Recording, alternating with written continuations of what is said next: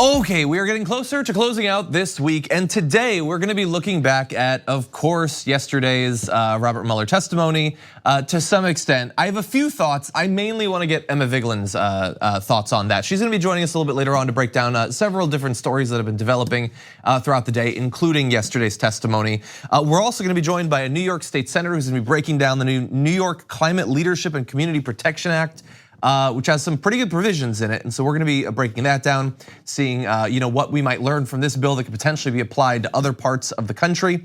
And you know what? Brooke's gonna be joining me in the last block to break down just we deal with a lot of issues of racism here.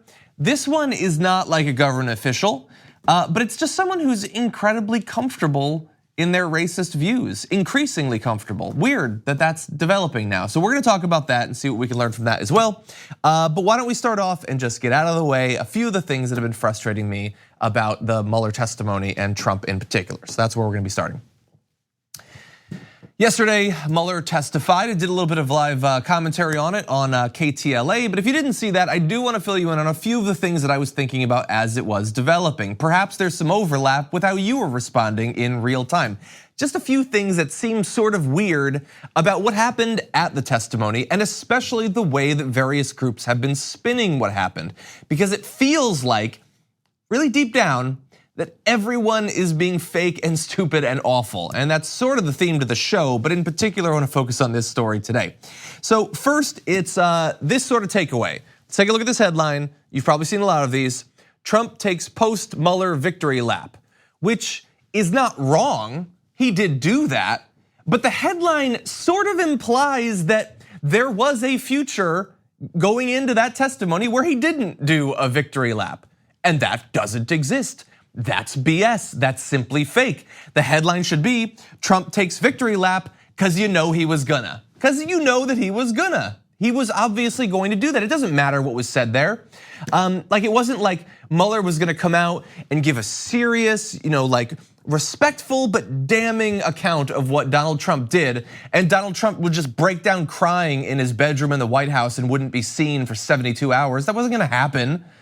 Mueller said a lot of bad stuff that's sort of just been lost in all this because we didn't fundamentally learn anything new. We just relearned all the awful things we already knew. So it didn't matter that Mueller explicitly said that he was not exonerated.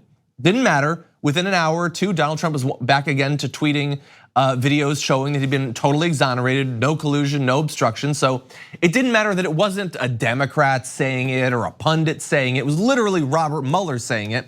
Didn't matter, so he still had his victory lap, of course.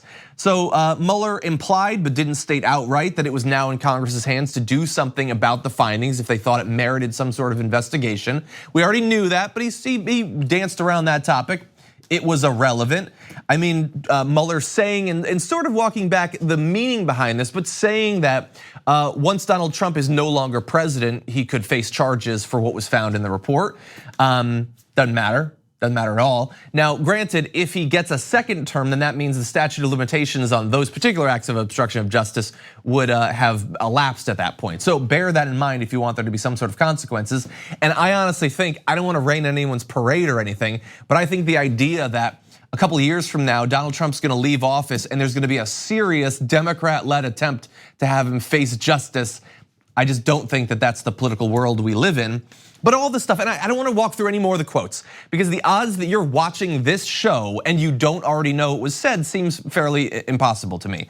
But you know what was said, and you know that he comes out and he says, you're fake news, total exoneration, no collusion. He was always going to say that. And so when Chuck Todd sees that that's happening, and then he sits at his chair and he says, this was a failure for the Democrats. Look at Trump, he feels emboldened. And I saw a headline that was like, Mueller testimony does nothing to move the needle. No momentum. Well, first of all, if there was going to be momentum, we probably wouldn't know yet, obviously.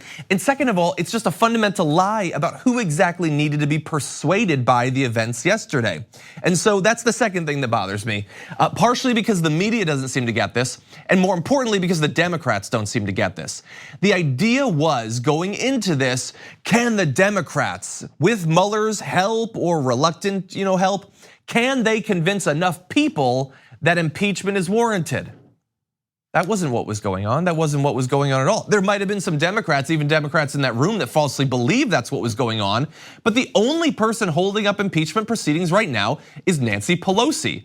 Nancy Pelosi already knew everything that was going to be revealed in yesterday's testimony, and she doesn't care, and she's not gonna do anything. If you talk to the people, do people support impeachment right now? Really depends on the poll. Sometimes it's incredibly supportive of impeachment, sometimes not so much. But up until this point, it's largely irrelevant what the people think about that because the case has not been made for them. All you've had is Republicans attacking the very concept that a Republican could, that a president, actually that's a Freudian slip, but an accurate one, that a Republican could ever be impeached because of course they supported it in the 90s. Now it's impossible.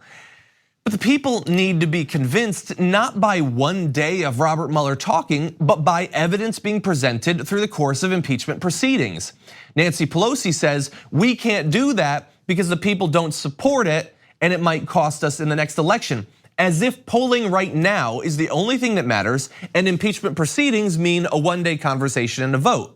That's not what it is at all. No one except, there was, I think it was Al Green, nobody's saying let's vote on impeachment today. They're saying let's have proceedings, let's have a national conversation about this and see if the evidence warrants impeachment.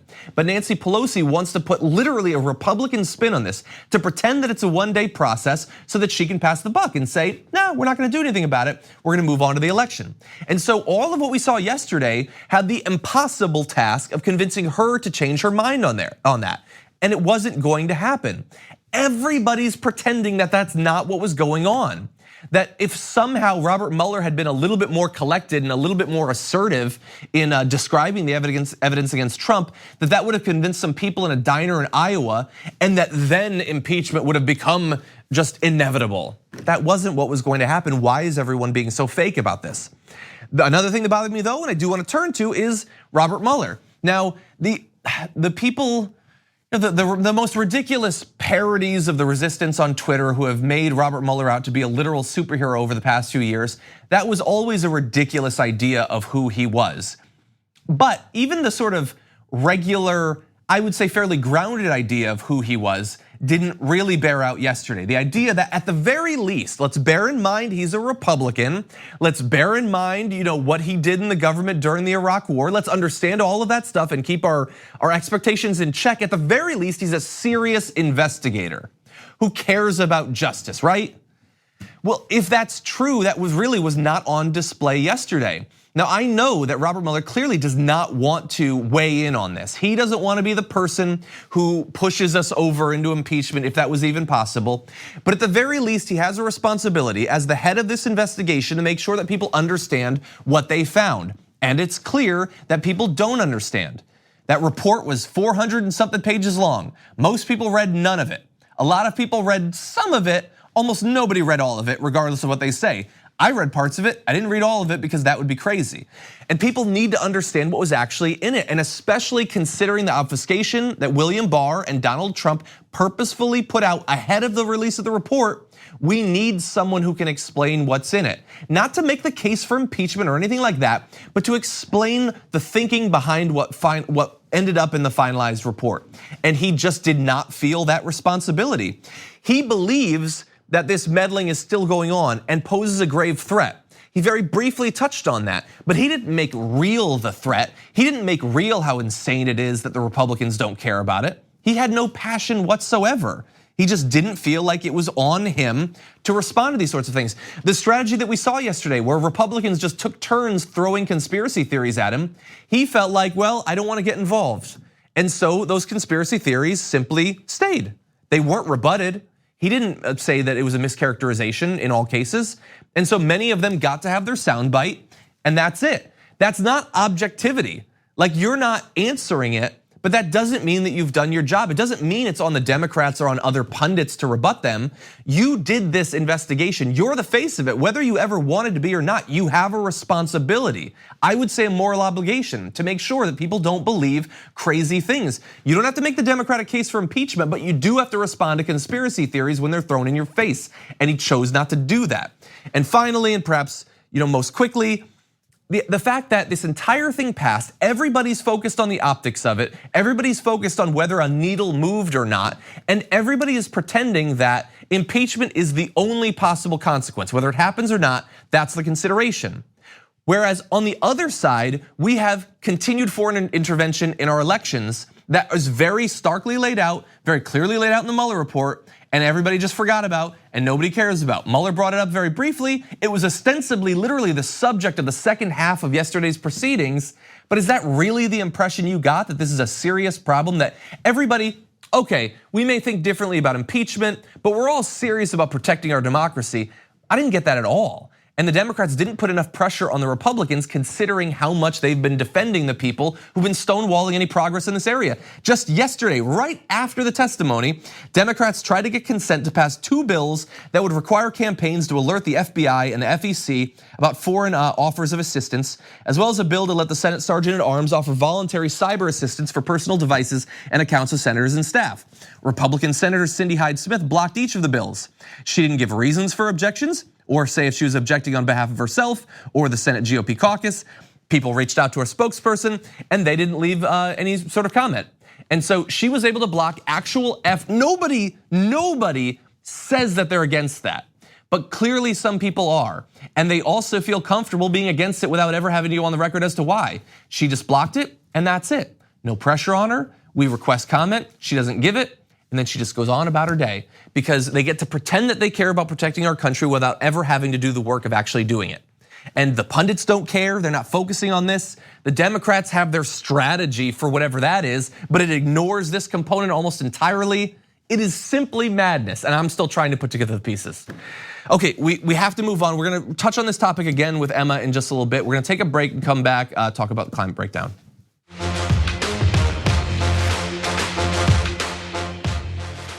We need to talk about a relatively new show called the Republic, or UNFTR. As a Young Turks fan, you already know that the government, the media, and corporations are constantly peddling lies that serve the interests of the rich and powerful.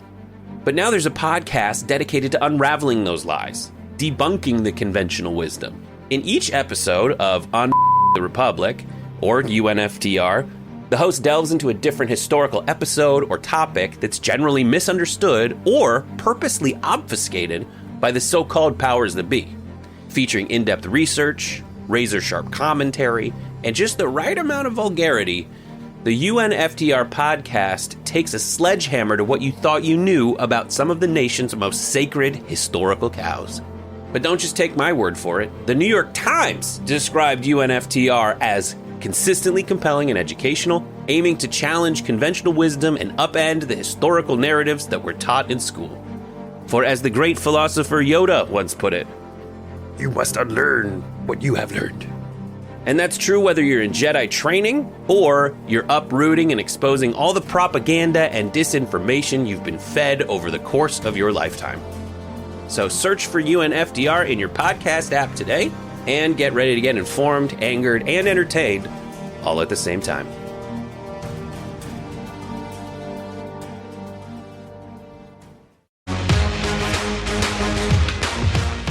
I noticed a couple of pieces of news this morning concerning climate change that sort of concerned me. The first was that sections of the Russian Arctic are on fire, and it's so widespread at this point that you can see the clouds of smoke from space.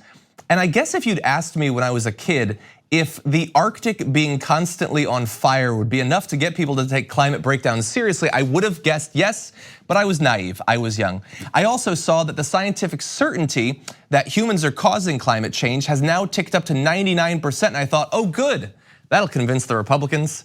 But anyway, it's obviously a serious problem. Even like casually checking the news in the morning convinces you of that.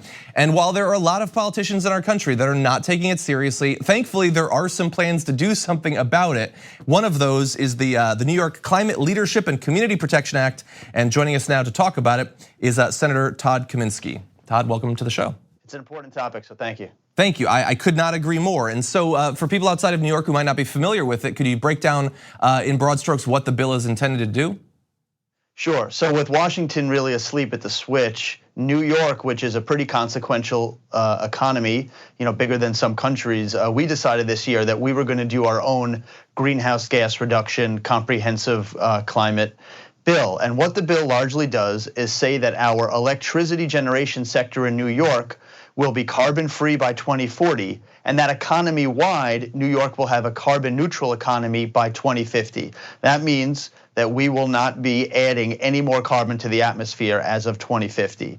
And that means how we, our modes of transportation, our buildings, our factories, and of course, where we get our power from. So it's extremely sweeping, but we thought that this type of measure was necessary and that in this era, unfortunately, states have to lead. It would be much easier if the federal government did this. We wouldn't have to worry about states competing against one another for different jobs, but we want to be first movers. New York wants to be on the ground floor of a new green economy, and we're really excited to get started.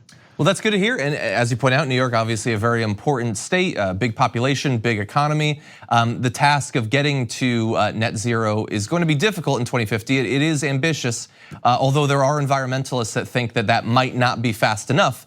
But even so, it's going to be a complex task. So what are some of the ways that you're going to, in the areas of energy production, transportation, how are you going to try to achieve that by the middle of the century? So one of the first things we set out to do was make sure that we have the best expertise possible making these decisions. So there's going to be something called a Climate Action Council that's going to be figuring out how to get us from here to there. And within that, there'll be subgroups from different industries or in different subcategories like transportation or housing that are going to help try to figure this out. But it's really important when we do this to realize that certain disadvantaged communities that frankly have been dumped on too long really need to be at the forefront in terms of benefiting from this and make sure that they're actually more than just included.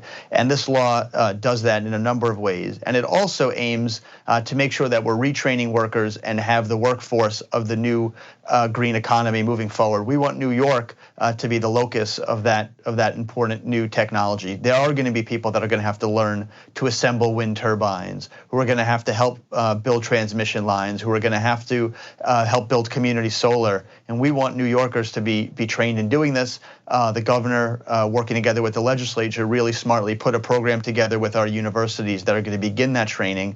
And I think being first movers here is very important. And we hope to lead by example. You will get exponentially more benefit from this if states, especially in the neighboring regions, begin to want to do this too. And of course, you won't have to worry about having competitive states taking business one from another. If we're all on the same energy page, so to speak, it works out better for everybody.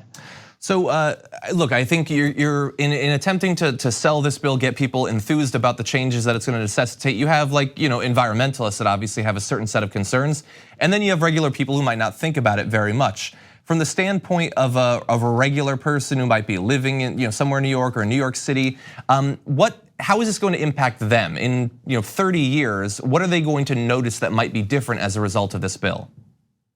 Well, first thing, I do believe that a lot of people, especially where I am on the South Shore of Long Island, where Hurricane Sandy devastated, are really starting to appreciate climate change. You turn on TV, California's on fire. Farmers in the Midwest are flooded off their farms. We've had major storms that people, my grandma bought her house in Long Beach where I live in the mid-century, never had a drop of water in her basement until Hurricane Sandy put 5 feet of water in her basement. Wow. So people are waking up to this, and especially the younger generations really get it. That being said, this is gonna have material impacts on the way people live. The cars they drive will not have combustions anymore. Their homes will be heated and cooled with totally different energy sources. So we have to make this very attractive to people and have a broad education campaign to let people know what benefits are going to be available, in the mid part of the next decade that are going to want people to make these changes. This is economy-wide. This is going to affect every New Yorker in the way we get from here to there, in the way we live in our homes, the office buildings we go to, et cetera. We just want to make this as much a joint effort. And as the prices of these new technologies come down, as this becomes more widely used, as the government figures out a plan, we in New York to incentivize people to do this. This is all totally possible. And that was what my mission was over the last year. How possible is this? And we do believe 2040 for our electricity sector, getting it to carbon zero is possible. We do believe, after talking to scientists and concerned people who have expert opinions on this, that we can be carbon neutral in our economy by 2050, but it's gonna take some really smart planning and having everyone in the public wanting to do this, and we believe we can get there, and this Climate Action Council, along with our legislature and governor, will have to work to do that. Well, obviously an incredibly important issue, so thank you for working on a bill to address it. People are going to need to be educated on it and also keep it in the front of their mind, and to the extent that we here at the Young Turks and the Damage Report can do that, we would love to help. Senator Todd Kaminsky, thank you for joining us today. Much. We're gonna take a short break here. We come back, we're gonna be breaking down the news of the day with Emma Vigeland.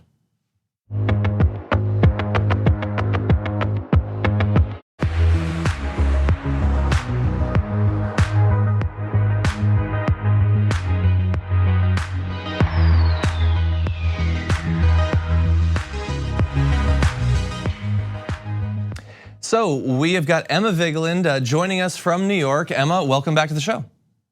Thanks for having me, John. I want to start off by talking about the big story of yesterday, and that would of course be Robert Mueller's testimony before two different House committees. Before we get into sort of the fallout, going into it, look, everybody had their own expectations, but I am curious, what were you thinking would come of it before he actually testified? What was I thinking about? Like, what did you expect would happen on that day? How did you think it would be spinned? What were your expectations going into what was being pitched as a major news event?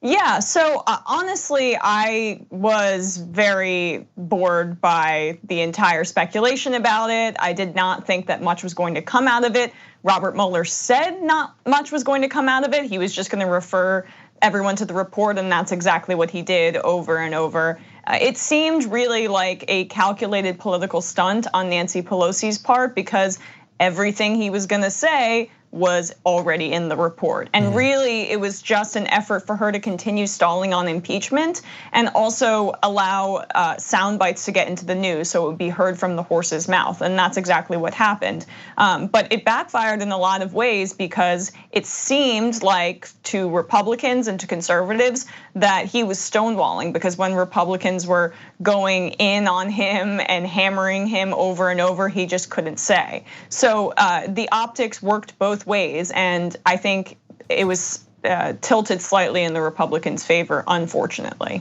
Okay, so I want to return to the Republican strategy in a second, but let's start off, because you mentioned that you think it was a calculated stunt, not by like the Democrats, but by Nancy Pelosi, having to do with impeachment. Now, the Republican theory is that she really does want impeachment, and she's playing eight-dimensional chess as a way to get there. It seems like neither of us believe that that's true. So if this was a strategy and she doesn't want impeachment, was the strategy to have this fail and derail conversation around impeachment right now? That would be very Machiavellian in a way that I don't think Pelosi is capable of. What's frustrating to me is there's this like fetishization in the media of politicians. So they pretend like or think that Trump is always playing 27-dimensional chess and he's pulling puppet strings, when in reality these are just human beings and they're pretty much as transparent as the rest of us. This isn't a house of cards come to life. This is actually real life. And so usually their motivations, if you're paying any attention, are pretty obvious. So I don't think that Pelosi is doing anything to move impeachment forward. In fact, I think she wants the political ramifications of the potential of an impeachment, of the American public believing that Donald Trump did something wrong without having to actually impeach. Because for many reasons, one, Trump is good for fundraising for her, and two, she is in the brand of Democrats that is so shell-shocked by Reagan and by what happened during the Clinton presidency and the backlash that the Republicans got from trying to impeach him in an entirely different circumstance, that she truly has internalized this idea that impeachment would be the death of the Democrats in 2020, when in reality, this is just another part of her leadership, which is weakness and fecklessness. And so that's really what she personifies when you're looking at her Democratic leadership. So this isn't again, this larger strategy. This is just a part of who she is as a Democratic leader, and that is someone who is beholden to donors and someone who believes in the politics of old, and the politics of old are don't rock the boat as a Democrat, or the Reagan Republicans are gonna slam you in the elections, and they're the strong party and we have to be the weak party. And people like Alexandria Ocasio-Cortez, Ilhan Omar, Rashida Tlaib don't play by those rules. You raised a couple of points that I want to address. So I largely agree with you about what Nancy Pelosi wants to happen over the next year and a half. But think about, we really do need to get better at identifying people for whom all of this thing that we dwell in every day. For some, it's like a hobby / their career, and for other people, it's real life. Like, she wants to raise money off of him and thinks that like a year and a half from now, it'll help by a point or two in the election. But the downside of the plan, even if she gets her way, is that he remains in power. And he does a travel ban against Guatemala, which we're just reading he's gonna do. Maybe they execute a few people. Maybe we start a war with Iran. Like, all of those consequences, that's real world stuff. We don't need to worry about that. We got political considerations to keep in mind. Yeah, that's such a great point, John, and it's so true because really, I just saw that this is a now deleted tweet, but she was at some cocktail party with Maureen Dowd, New York Times columnist, last night, right after this happened. Everything's hunky-dory because this is a political game to these people. And while Pelosi's heart is in a better place than, like Paul Ryan or past speakers of the House, whatever, Kevin McCarthy, I'm not gonna equivocate and say they're the same kind of person, but it is a game, right? So that's what happens when you're in Washington for this long, when you play by these corrupt rules. The consequences of what you're doing feel very foreign to you, and it seems more just like days at the office and political games that you're playing with your coworkers, and everyone gets along, but the consequences of this are far-reaching, especially the notion that the most powerful person in the world is above the law, and that's the notion that she's perpetuating. And I don't know how she can look at young kids in this country who want to and say, we live by these universal ideals, these constitutional ideals, and still not hold the person accountable who needs to be held accountable. Well, I won't make you suffer through talking more about yesterday's testimony. I'm sure you've had to think about it quite enough. We are gonna take a short break, but if you'll stick around, a couple other big pieces of news, including some progress in Puerto Rico, we'll be breaking down after this break.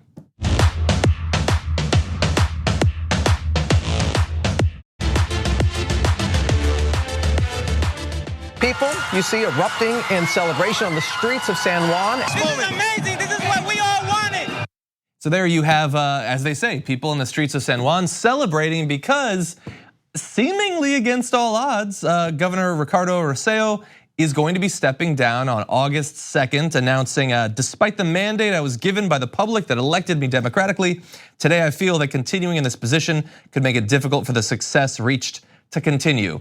No reference there to the various scandals and corruption and all of that. But Emma, we've been watching this, for a little while now, and we've seen these historic protests developing.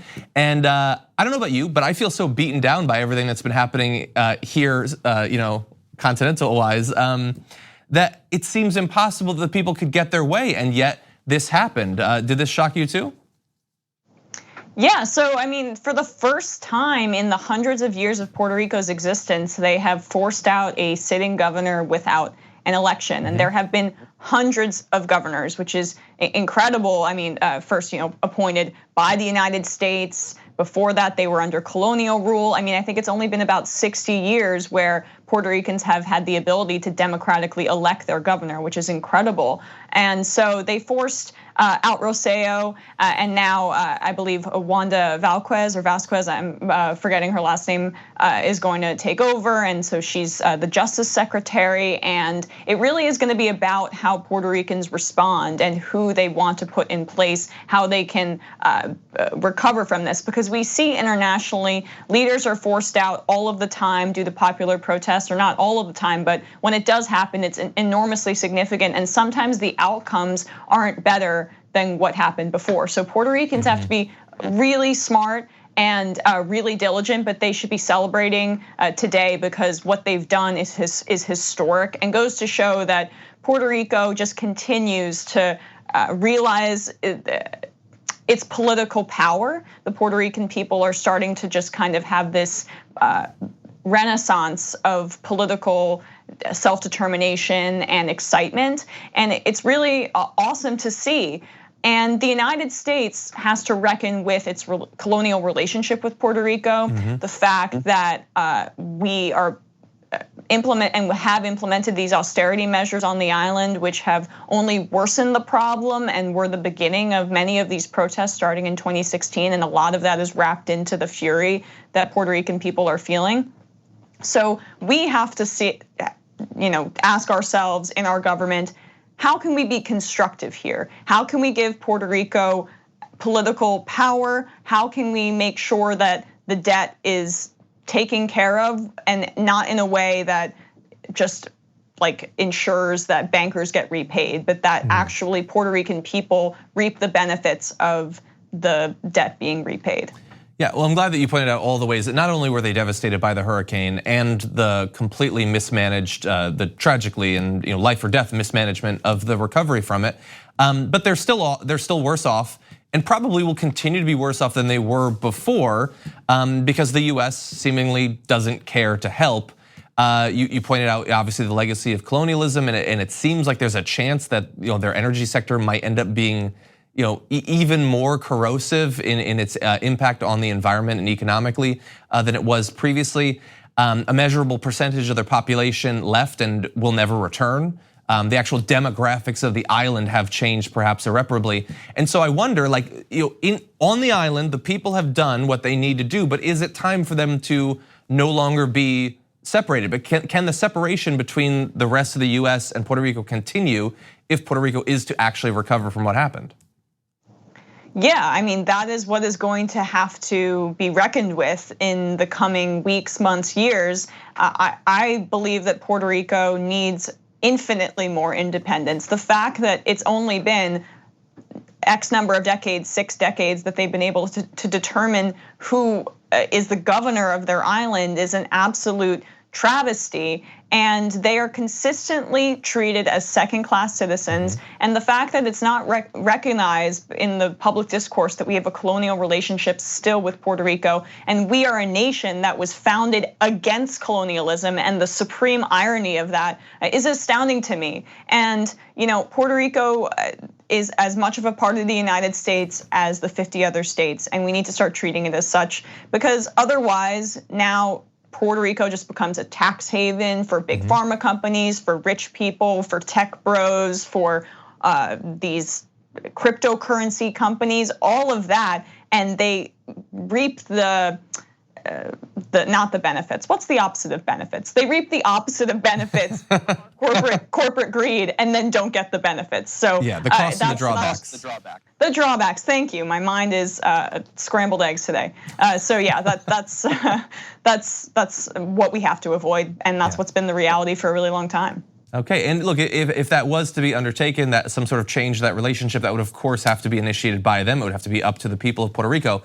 But I know that obviously there'd be a great deal of opposition to that from Republicans here.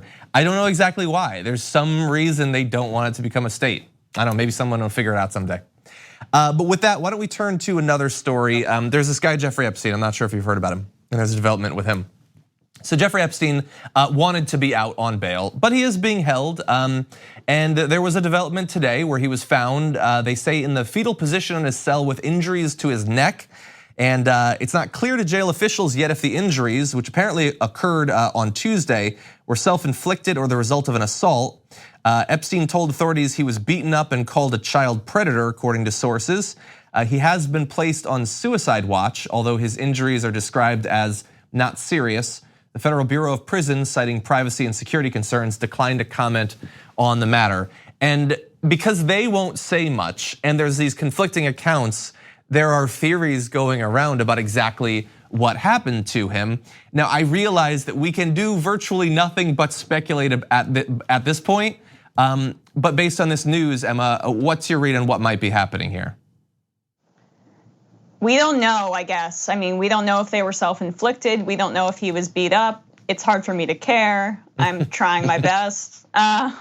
Look, I mean, this man, the fact that he wanted to be out on bail, it's natural. I guess that's what's pushed by everyone's lawyers. But the fact of the matter is that if there's someone in the world who doesn't deserve to be on bail, it's like number 1, El Chapo, and then number 2, Jeffrey Epstein. And I think they're being held in the same prison in New York, by the way. But Jeffrey Epstein, despite being caught and being sentenced to prison where he could leave 6 out of the 7 days to go to his very important job of hedge funding, it has then, after he got out of jail and he ended his 13-month sentence, he just did the same stuff that he did before of child rape, child trafficking, all of the horrific crimes. He didn't learn one thing, allegedly. He continued to do those things after he received his punishment. So what's to say if he was let out on bail that he wouldn't do the same thing over and over again? So the fact that he's being held is very important. This is a man who has never received even close to an iota of the punishment that he should for his horrific actions that are exploitative, disgusting. I mean, every thesaurus for gross, just look that up. That's everything that he's done. So yeah, I'm just happy that he's being held in prison. Beef up the security, guys, because I want him desperately to stand in court and have to face the consequences of his egregious actions. Yeah, and my final point here, and I don't want to go off into crazy territory. This isn't InfoWars, but while you want him to stand in trial and evidence to come out and all of that, there are people that don't. He is well connected, and some of those people know what they did. And so, look, whether he theoretically could be like pushed to commit suicide or if he could actually be assaulted, this is a really high-profile prisoner. If they're not watching to see if someone is assaulting and potentially could kill him, I mean, you kind of have to wonder, that's sort of willful lack of interest in what's going on. You know that this guy is going to be a target. You know that there's a lot of people who do not want him to live to make it to trial. I mean, you can't simply stand by and say, well, what do you know? He was in the shower and someone punched him in the neck. That feels a little bit too convenient at this point, although I don't want to go off in any crazy territory. Yeah, thank you, Alex John Iderola Jones. No, I mean, I agree with you though. We can never underestimate the reach of powerful people, and Jeffrey Epstein is certainly a powerful person who's surrounded by even more powerful people. So that's an important point when we're looking at this case, because that's what's informed the entire lack of justice surrounding the case is power and money. And he certainly got a lot of that too. Emma, as always, thank you for joining us. Everybody check out Emma's work. It's consistently awesome, and so I'd highly recommend you do that. Have a good rest of your day. Thanks, John, you too. We're gonna take a short break here. When we come back, Brooke is gonna be joining us to break down a truly horrendous story after this.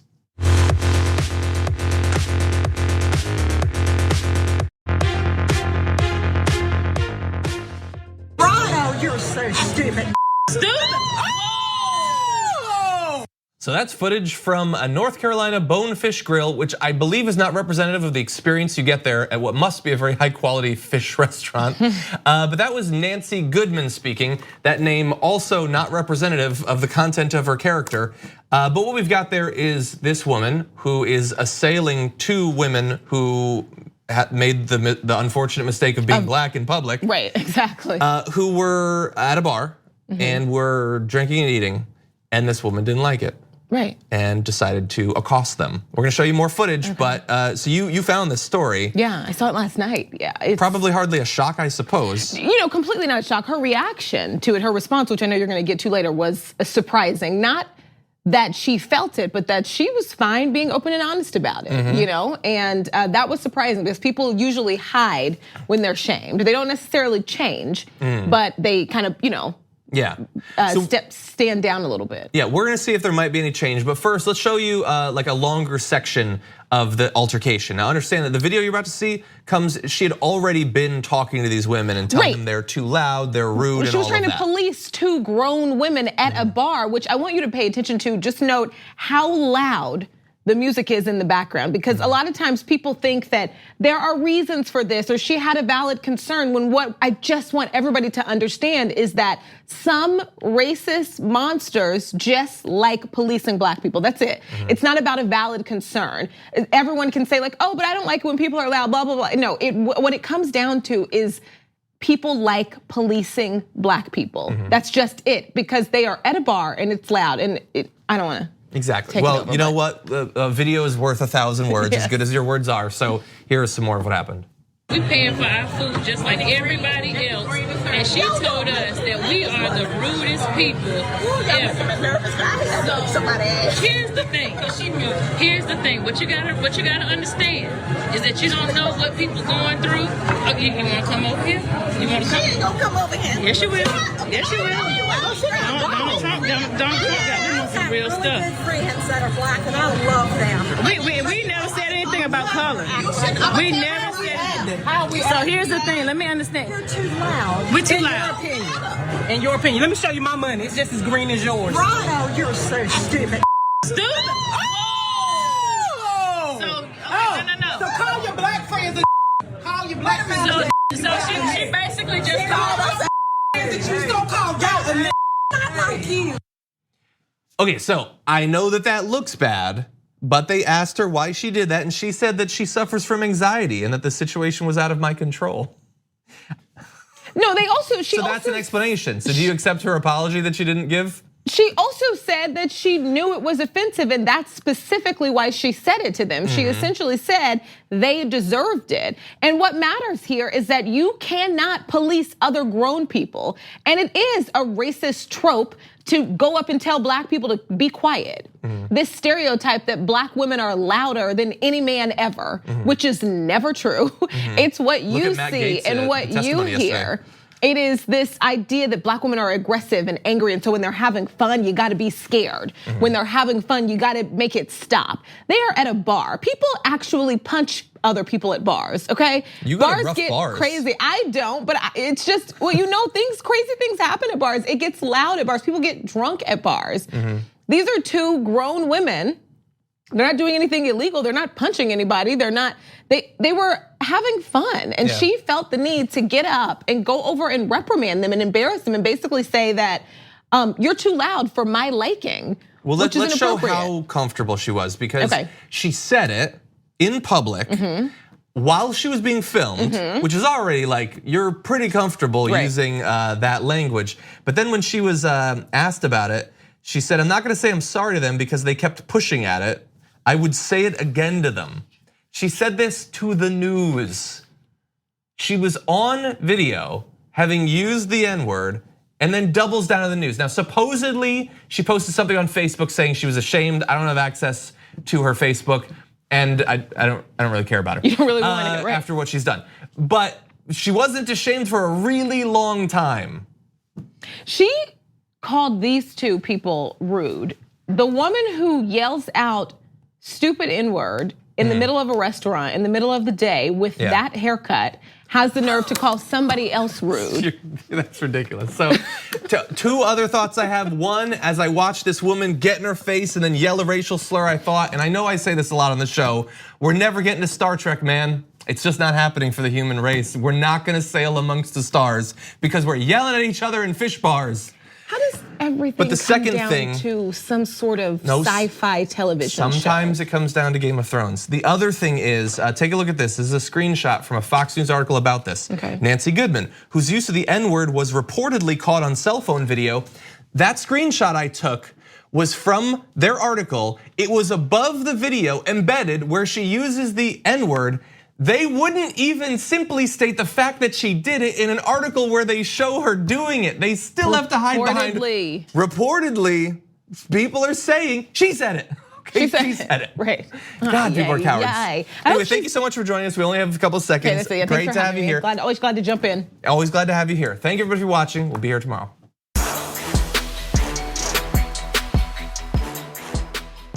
Thanks for listening to the full episode of The Damage Report. Support our work, listen ad-free, access members-only bonus content, and more by subscribing to Apple Podcasts at apple.co/TYT. I'm your host, John Adarola. I'll see you soon.